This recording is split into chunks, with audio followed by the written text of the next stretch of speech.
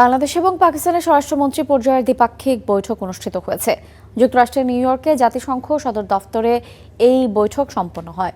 বৈঠকে মাদক চোরাচালান প্রতিরোধ, আধুনিক নগর নিরাপত্তা, পুলিশ বাহিনীর সক্ষমতা বৃদ্ধি, আঞ্চলিক নিরাপত্তা এবং রোহিঙ্গা সংকট সহ পারস্পরিক স্বার্থ সংশ্লিষ্ট বিভিন্ন বিষয়ে আলোচনা হয়। পরে স্বরাষ্ট্রমন্ত্রী সালাউদ্দিন আহমদ বলেছেন, দুই দেশের মধ্যে মাদকদ্রব্যের অবৈধ পাচার এবং অপব্যবহার রোধে আগে স্বাক্ষরিত হওয়া সমঝোতা স্মারক কার্যকর ভূমিকা রাখবে। তিনি অভিন্ন ইতিহাস এবং পারস্পরিক শ্রদ্ধার ভিত্তিতে বাংলাদেশ পাকিস্তান সম্পর্কে আরও জোরদারের প্রত্যয় ব্যক্ত করেন।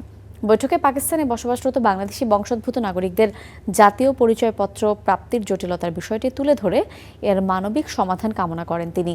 একই সঙ্গে পাকিস্তানের সেফ সিটি মডেলের অভিজ্ঞতা কাজে লাগিয়ে বাংলাদেশের নগর নিরাপত্তা জোরদার এবং বাংলাদেশ পুলিশের জন্য উচ্চতর প্রশিক্ষণে সহযোগিতা চান।